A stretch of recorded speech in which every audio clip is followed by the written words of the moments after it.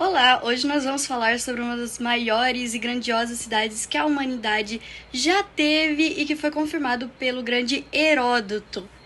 E não foi Paris. Na realidade, nós vamos falar sobre a civilização babilônica, um povo que se desenvolveu na Mesopotâmia e que após o rei Hammurabi no século XVIII pacificar todas as brigas e confusões, eles instauraram seu primeiro império.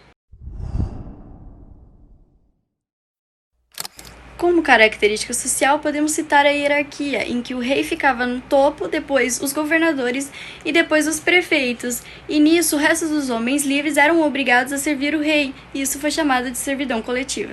E voltando a falar das características do povo, podemos citar que eles eram politeístas, ou seja, eles cultuavam vários deuses, e muitos deles eram relacionados com a natureza.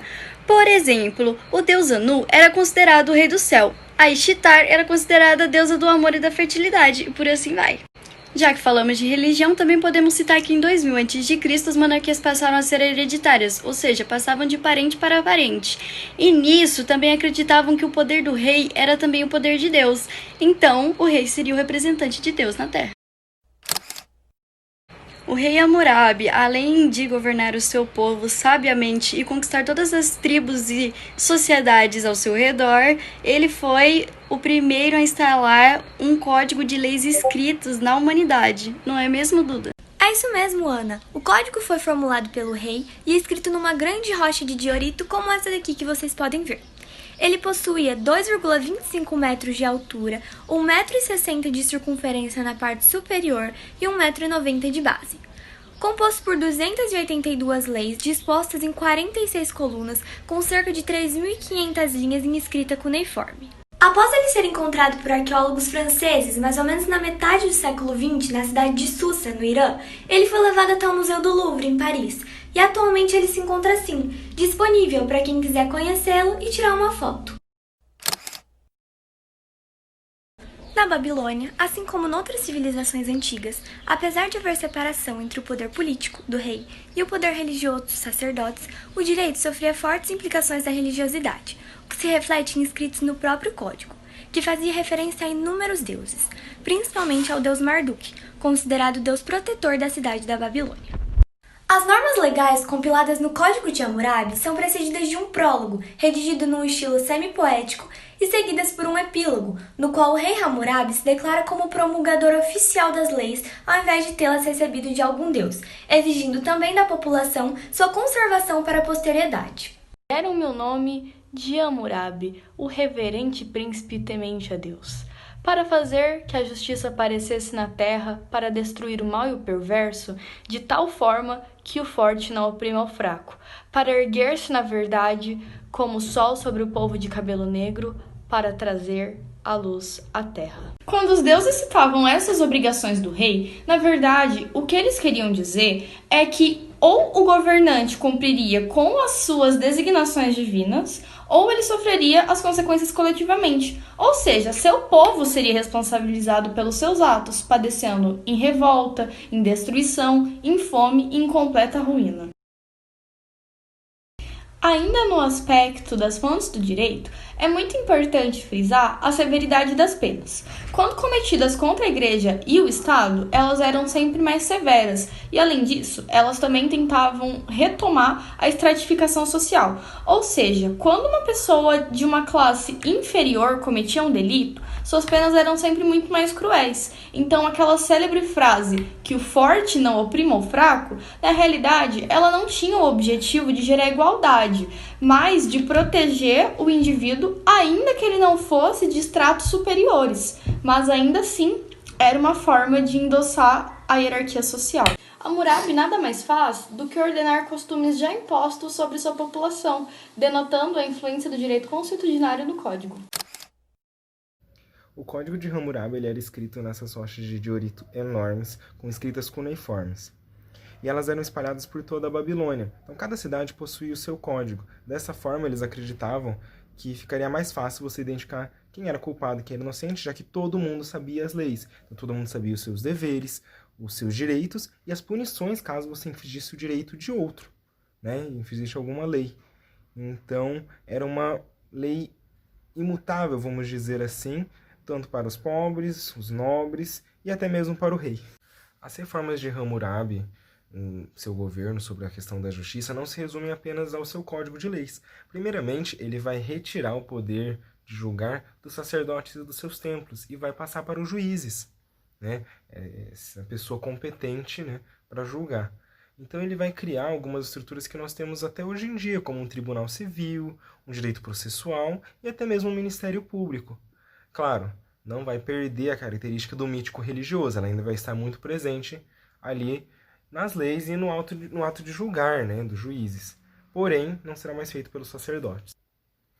O Código de Hammurabi ele vai vir para organizar de forma escrita normas que já existiam na sociedade da Mesopotâmia, normas que vinham dos costumes daquelas pessoas e daquela civilização. Agora nós vamos falar de dois princípios que vão dar base para o Código de Hammurabi. O primeiro e mais conhecido deles é o princípio de Talião, aquele olho por olho, dente por dente que todo mundo conhece, né? Ele vem do latim e significa tal ou igual. Então tá aí essa ideia de reciprocidade, de você pagar o mal com outro mal e um bem com um bem, né? O segundo deles é o Judicium Dei, também chamado de ordalho. Ele vai significar a possibilidade de um julgamento divino. Então nós vemos a presença do mítico religioso e como todo misticismo é muito importante nesse código.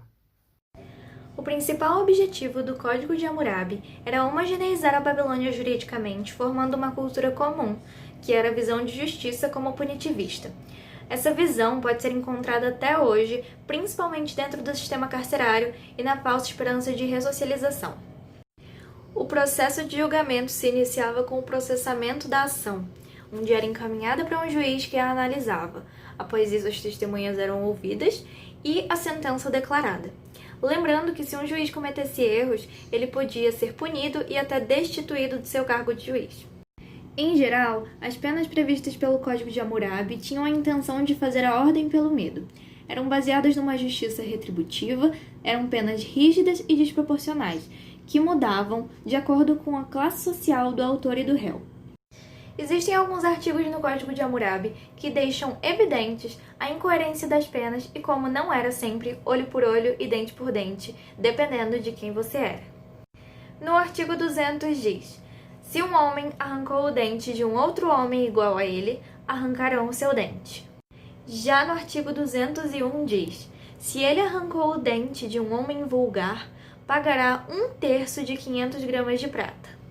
Já no artigo 202 diz que se um homem agredir a face de outro homem que lhe é superior, será golpeado 60 vezes diante da assembleia com um chicote de couro de boi. Agora falando um pouco sobre a questão normativa do direito babilônico, uma questão extremamente impressionante sobre o Código de Hammurabi era a quantidade de assuntos que as suas leis conseguiam abranger. Falso testemunho, injúria, difamação, roubo, furto, matrimônio e família, obrigações e contratos, estupro, delitos, penas e muitas outras questões estavam dispostas no Código. Bom, tendo isso em vista, nós separamos algumas leis mais interessantes e que representem mais o período para vocês conhecerem. Para os babilônicos, o rio era considerado algo sagrado. Então, um exemplo de lei é: se eu fizesse alguma acusação de sortilégio, mas eu não tivesse provas, a pessoa que foi acusada deveria saltar no rio. Se ela morresse afogada, ela era culpada. E se ela sobrevivesse, se ela flutuasse, ela era inocente.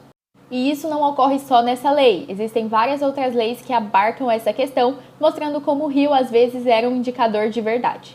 Uma outra lei que mostra a relação entre os sexos é a lei de que, se uma mulher fosse pega em flagrante com um outro homem, ela seria amarrada a esse homem e eles seriam atirados no rio. Mas, se o marido quisesse, ele poderia perdoar a sua esposa, assim como um rei perdoa os seus escravos. Caso a situação tivesse ocorrido de maneira inversa e o marido tivesse sido ali pego em flagrante, nada aconteceria, pois o direito babilônico permitia o concubinato para os homens. Além de mostrar bem a distinção entre os sexos, essa lei mostra perfeitamente como funcionava a relação de posse dos homens pelas mulheres. E por último, nós separamos outras 3 leis que intersectam direito do consumidor, regulamentação de profissões, e mostram muito bem como funcionava a questão da proporcionalidade do direito babilônico. Se um construtor fizer uma casa para outra pessoa e não a fizer bem feita e a casa cair e matar o dono da casa, a pessoa que comprou a casa, então o construtor deverá ser condenado à morte. Caso o filho do dono da casa morra, então o filho do construtor deverá morrer também. E se morrer um escravo, então esse construtor deve pagar um outro escravo ao dono da casa. Mostrando também como os escravos eram vistos pelo direito babilônico. Agora, só para falar uma curiosidade bem rapidão, que o código não possui a lei de número 13, ou seja, ele é do 12 diretamente para o 14, e alguns historiadores arriscam dizer que talvez fosse por causa de alguma superstição. Depois de tudo que ouvimos, poderíamos resumir a sociedade babilônica como hidráulica, uma sociedade com monarquias hereditárias, politeísta, criou astronomia, usava escrita cuneiforme e também criou o primeiro código de leis escritas da humanidade.